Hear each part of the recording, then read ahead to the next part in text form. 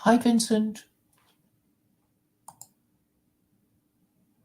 Hello, Vincent. Hello? Hello. Oh I no, think wait, we can hold hear. on.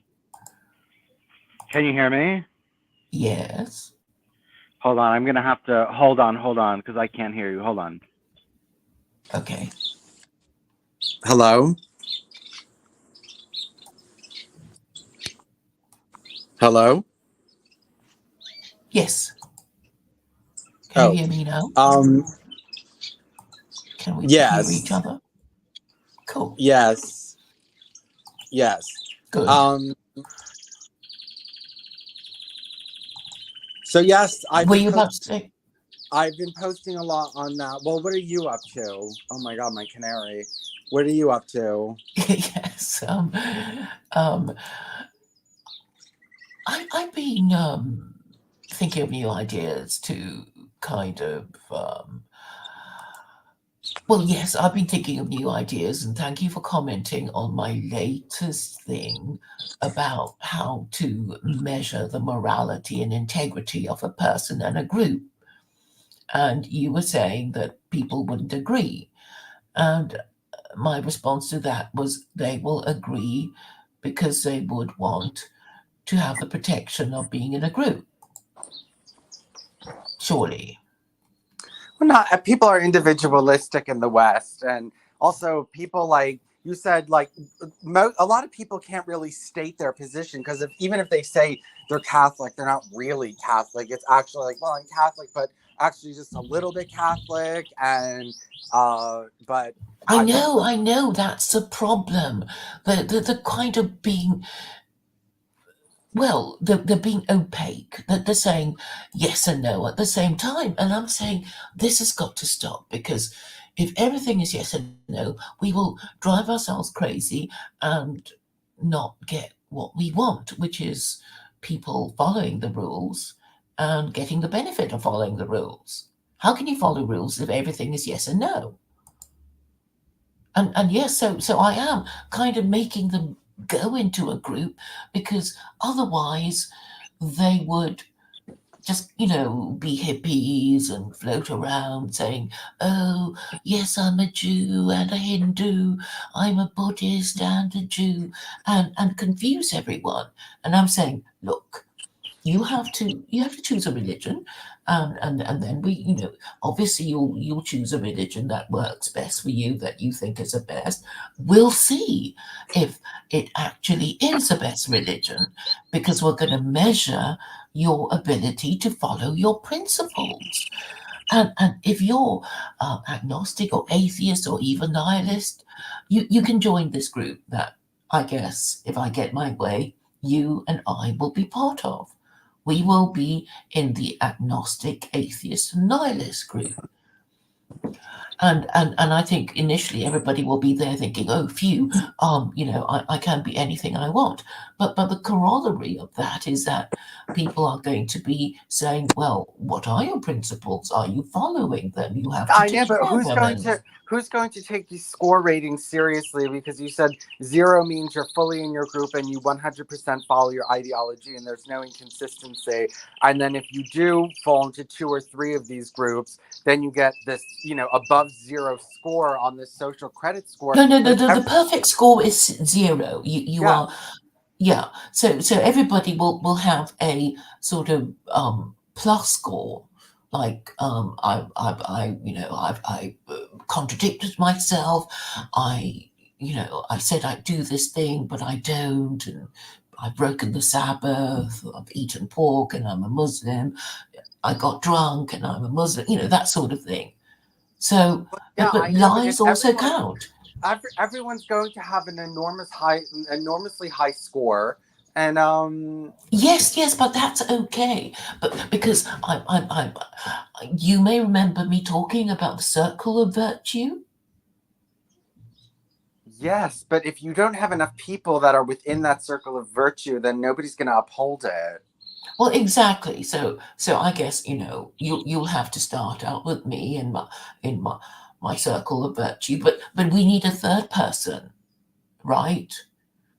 Well, well, So, well, yes, because otherwise, it's just the two of you again. What you're going to do, and obviously, when we get the third person, we'll, they might, want to get more people in to begin this experiment, because fundamentally, the problem is that people don't mean what they say. They don't keep their promises, and that is the problem. I mean, once upon a time, it was understood that decent people told the truth, exercised logic, and kept their promises. And if you were discovered to be a liar, then people wouldn't trust you anymore. And if somebody called you a liar, it was a terrible thing. And I think we could get back to that again once we start taking these things seriously. And what I propose is basically an incentive scheme to make people like, what's your score then?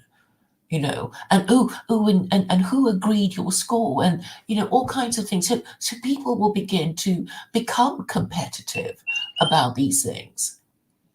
yeah. And that will maybe help them get a job, get a spouse, be trusted. Because imagine you go to a job and, oh, are you a member of a circle of virtue? And who are they? And it could be somebody really famous. This is what I hope anyway. I mean, that's how I envisage it working. Yeah, but don't you think most people are not that principled? Like, okay, like, Louis Wayne claiming to be a Christian, but, in his group, they're posting all different kinds of gay porn and, Yeah, so people like that will be, well, not in any, but I mean, okay, the Q might say, oh, we're in the cube circle of virtue, but then people will know what it really means. It just means being disgusting and degenerate. What? Yes, thank you for laughing and seeing the point of my idea. Well, the thing is that, yeah, I mean, but what if nobody's ever heard of your circle of virtue? How do you Well, think? obviously, okay, it's not going to be a roaring success, tomorrow, but if you would, I mean, do you know anybody decent whom you might want to include? I'm afraid okay, I know a few people, but obviously I have to start off somewhere, and I have to start off with you. Why? Because I have congruent principles. No, because we would be in the same group because we're both agnostic. No, Oh, we're both agnostic. Well, I, I guess we're principled agnostics, but aren't you going to fall into more than one circle of virtue? well, I hope, people will be saying, hey, Claire, would you like to be in our circle of virtue? I mean, that would be great. But yeah, Yes, but and I that's mean, the what is it? idea. What is it dependent on, and how? Like, I would be in. So I'm agnostic. So I agree that it's possible that God exists, and then I say, if God exists, God is many, and God is immanent. So I would be in the polytheistic and idolatrous group. Okay. Maybe I need a third group because I was saying there would be a register of Jews, there would be a register of Christians, there would be a register of Muslims, and a register of Hindus, and a register of Buddhists.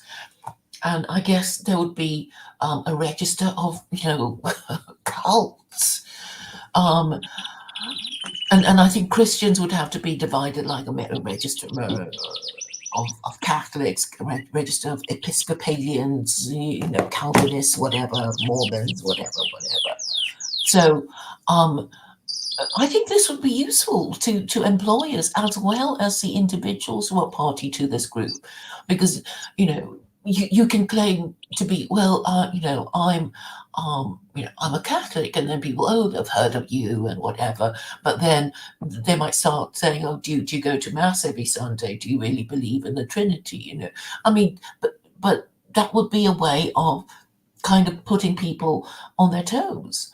So then, I'm on a register of Jews. Oh, do you break the Sabbath regularly?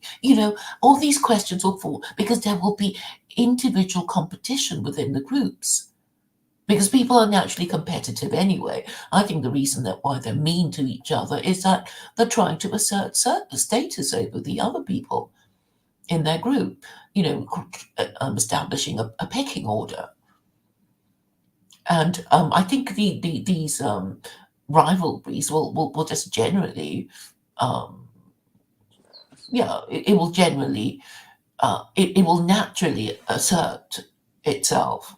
Like, well, my score is 1. What's your score? That kind of thing. Yeah. Yeah. Well, we'll see whether people care about that, and these seem like complicated.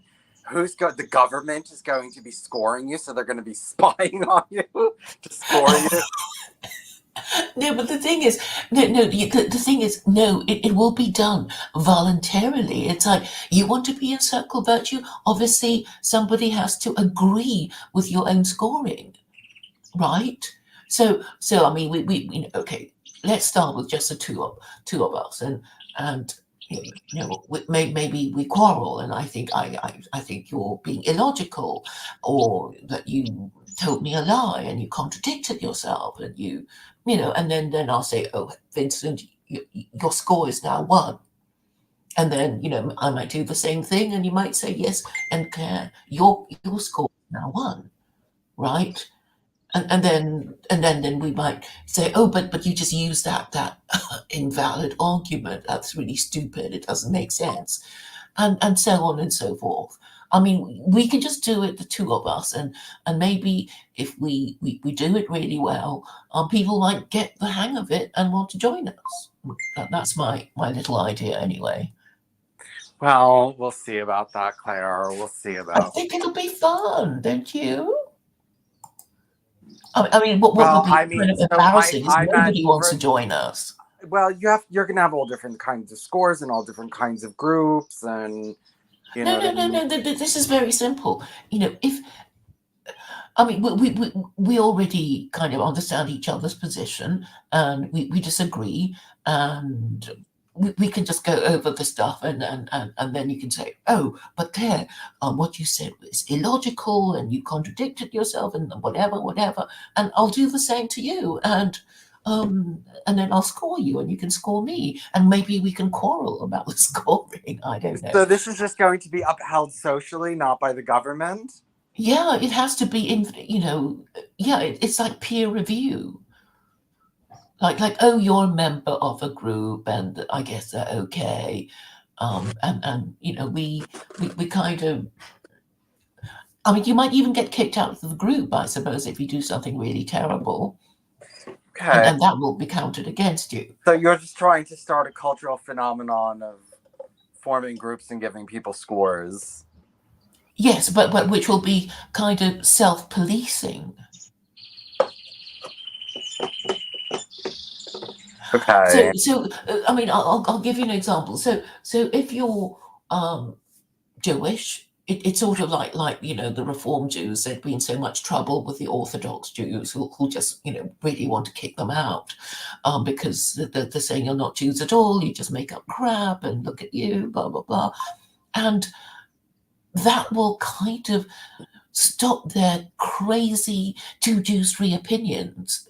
Yeah, but then they're going to have to define. Well, then people are going to have to define. Well, maybe the Catholic Church things are pretty defined, but in Judaism things are much less defined, and they would have to define what Judaism is, and you would have different arguments. Well, I mean, they'd have the 13 principles of Judaism. So the Jews are actually quite well served because Maimonides codified a lot of these things. So they kind of know what they're supposed to believe in. Well, Christians, the only thing that defines Trinitarians is the Trinity, because Christianity is completely uncodified, right? It's so. I mean, that is what gives its flexibility, which also causes its corruption.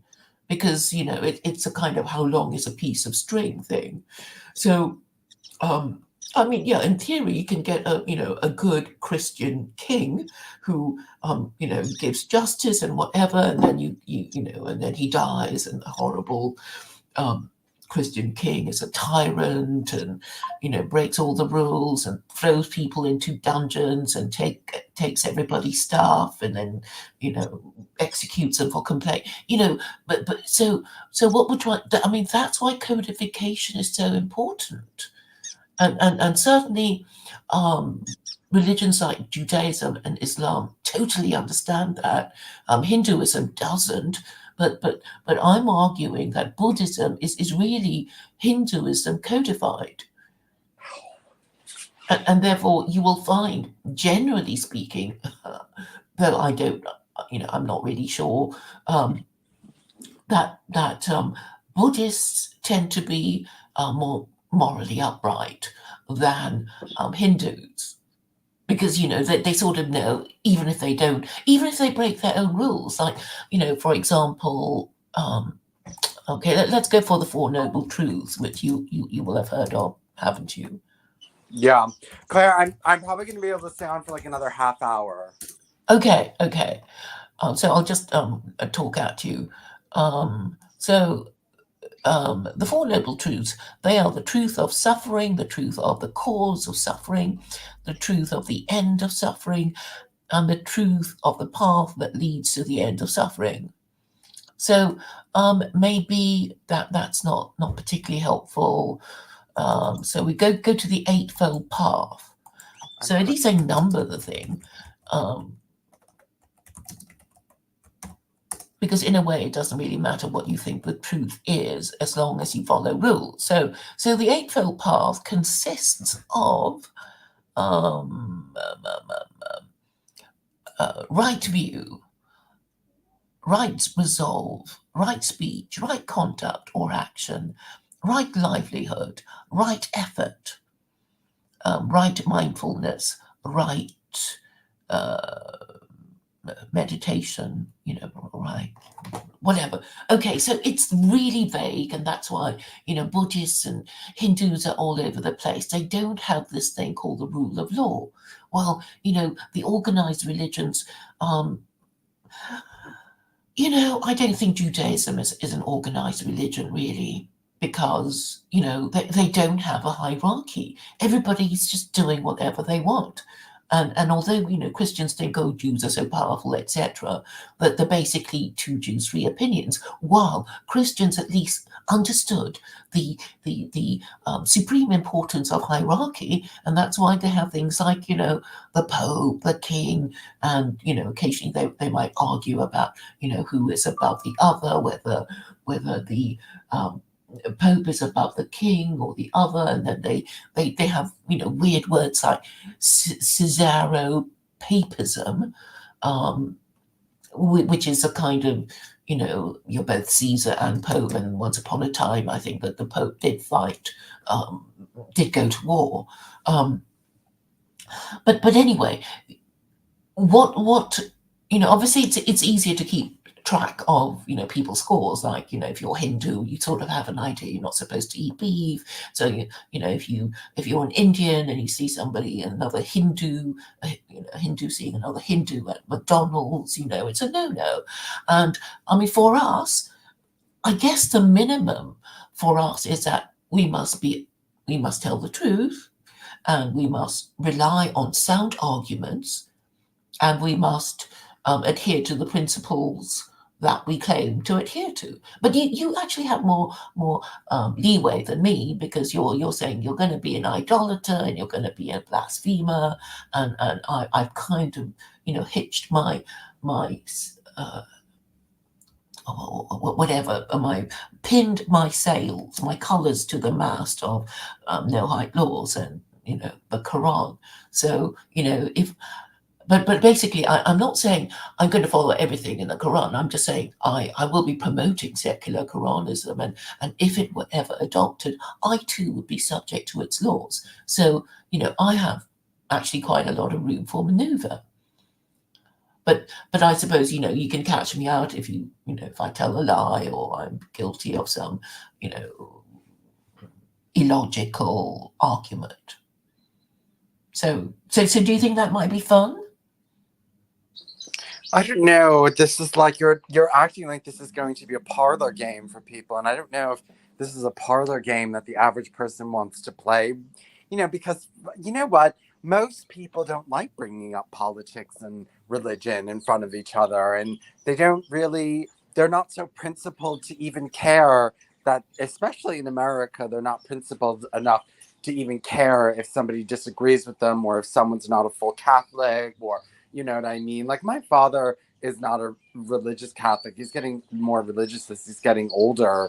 But I don't think yeah, I think he would openly. I mean, he calls himself a Catholic, but I don't think, he would want to sit there and score someone based on how Catholic they are. And he might feel bad if he had a low score. He wouldn't have the highest score as a Catholic. He never goes to church.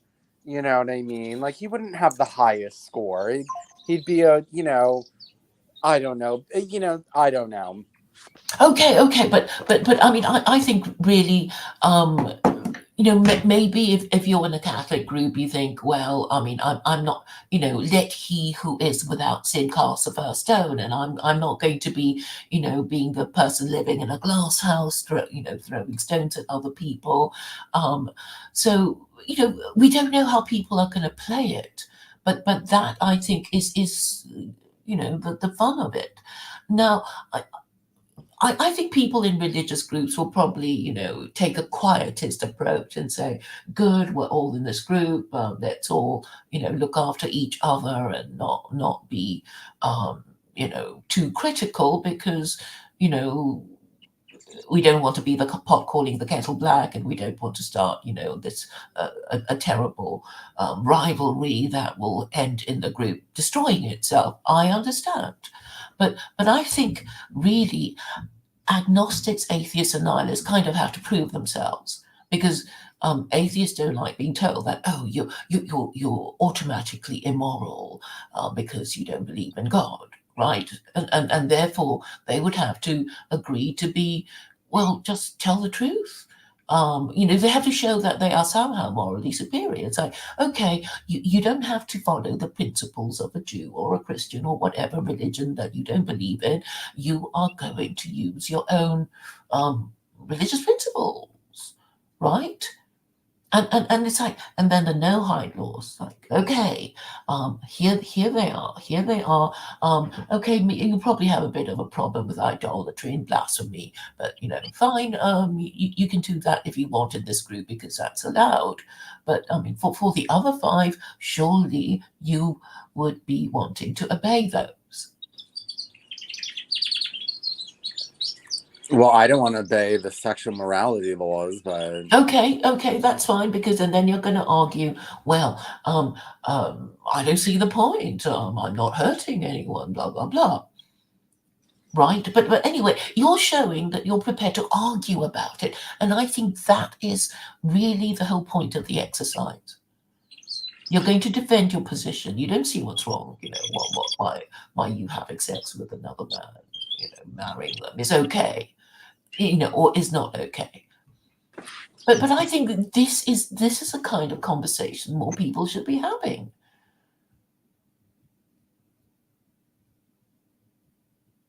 I mean, don't you see its potential or not? I mean, it might raise the standards of people in the cube. well, this is what I'm talking about. People in the cube would never do this, and they're not that serious, and they don't care that much, and they're not that principled. And none of them actually follow anything. And if you ask them, they all believe in nothing. And Okay, so the nihilists, you put them in the nihilist group of our group because that there will be subdivisions.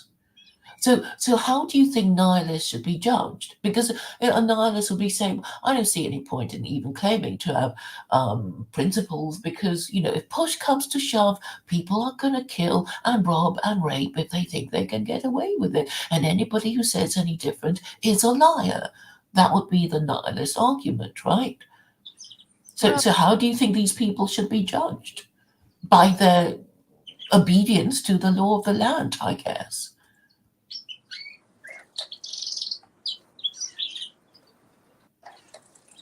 Well, the point is that, you know, it's just, this is going to be very hard, especially it's not enforced, and it's like you want to take it over as a cultural phenomenon, and you know, somebody has to be like, you want to be in my circle of virtue. So I would have to tell people, do you want to be in my circle of virtue? And then I'd have to give them a score on whether or not, and then, you know, they can tell people, well, I'm in Vincent Bruno's circle of virtue.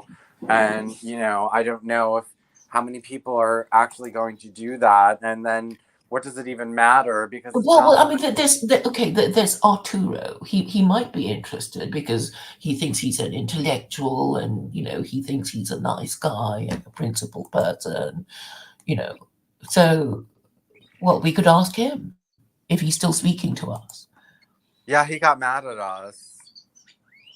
Yeah, but you know, he might just be mad temporarily, or he might never speak to us again. So and then I guess we can call him what can we call him? Oversensitive, uh,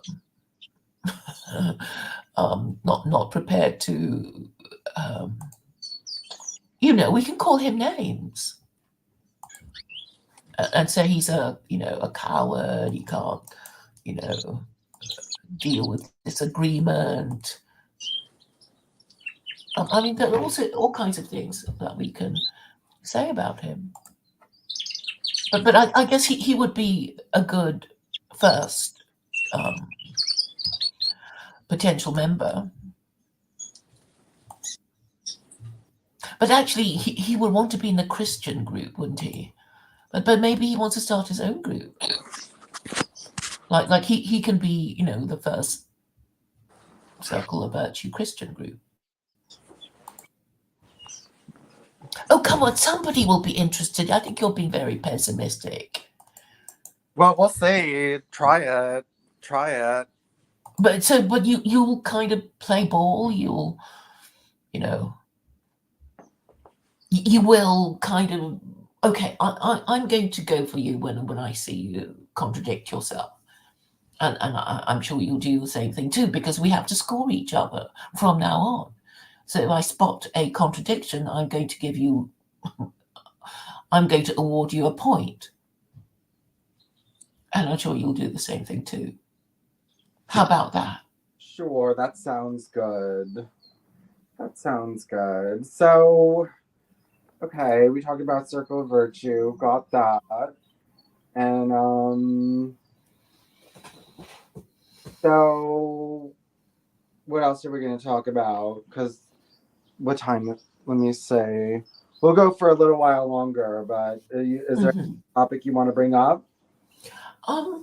Yeah, but okay. So I'm basically saying moral education for any group consists of knowing what the rules are and being able to apply them and measuring the, you know, the rate of compliance or something like that, and there should be a way of measuring it objectively. And the reason why I divide all these people into these religious groups is to say, let's see which group is the most principled of all, and then we can see which group is the most successful of all, and then we can see, you know, which group most ends up in prison, you know, or has the most illegitimate offspring, or, you know, that kind of thing.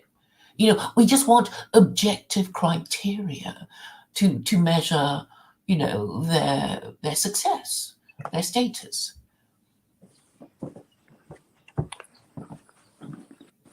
Right.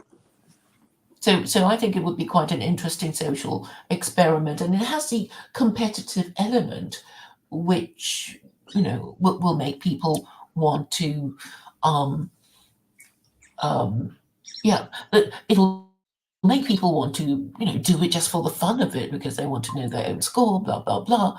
But what I think is a problem with nationalists, I guess there would be, if they're not religious, they would be in our group, all these white nationalists and people like that. And they are the worst people. And it will be fun to show them up for what they are. Did you ever get round to listening to Keith Woods and Josh Neal? Do you know them? No, Keith Josh Woods. Neal wrote a book about conspiracy theories. And Keith Woods is a Muslim? No. Keith Woods is this YouTuber who's Irish, and he doesn't like Jews, and neither does Josh Neal. But Josh Neal is this Catholic dissident right person. He appeared on Church of Entropy. And well, he's actually quite a good-looking guy, and I think this is the second book, but he's fundamentally incoherent. And he was basically okay. The title is Understanding Conspiracy Theories, and I thought, what a waste of time! What a bloody waste of time! Because basically, he's still angry at being dismissed as a conspiracy theorist because we know he's an anti-Semite, so he'll just won't be able to help himself from blaming Jews. And Keith Woods is also an anti-Semite, so they were being very polite to each other, and it was a terrible interview and very boring, and Josh Neal was virtually incoherent. And all I can tell from that interview is that he does go on about certain things, Jews and feminism, but really it's just a sort of anger at not being able to talk about to discuss Jewish conspiracy theories, because it's being, as we speak, outlawed and lowered in status. So conspiracy theories are bores anyway, because they have to explain why their conspiracy theory is true and whatever, and it's really annoying talking to them. And I don't use conspiracy theories because I don't want to be a bore, and also there are too many competing conspiracy theories, and even anti-Semites, they have their competing anti-Semitic conspiracy theories. So they can't really unite. And that is why I want to use the divine narrative, which everybody instinctively understands, even atheists. Okay, just a minute, please.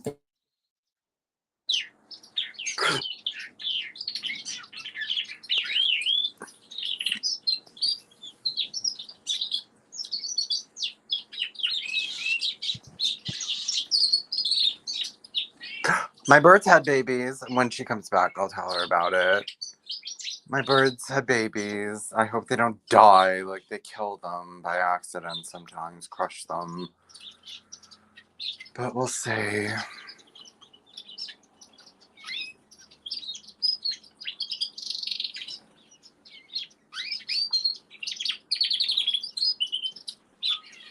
My other birds have eggs, but they're not taking it that seriously.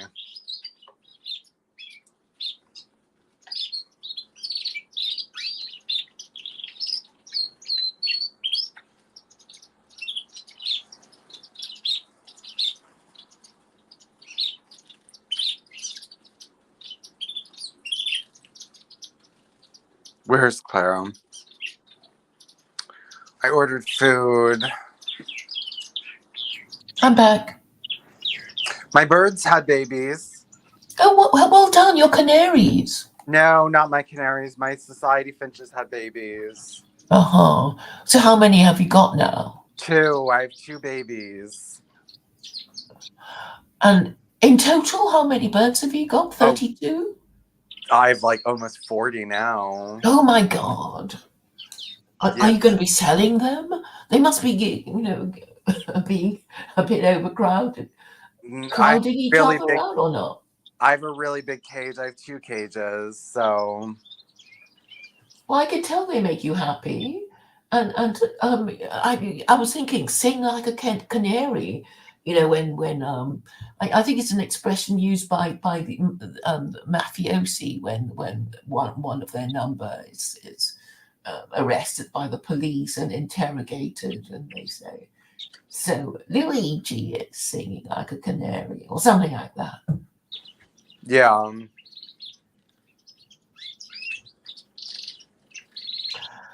So you sort of are prepared to go along with my little game, little parlor game, as you call it. Well, I mean, I must have a very high score in your circle of virtue. I must be at 100. Well, because I mean, I like you, Vincent, because at least you are quite honest, and you will back down if you think you've made an error of fact. A lot of people just won't. But I think this is a problem. A lot of the people around us and above us are narcissists and nihilists and atheists, and they don't care.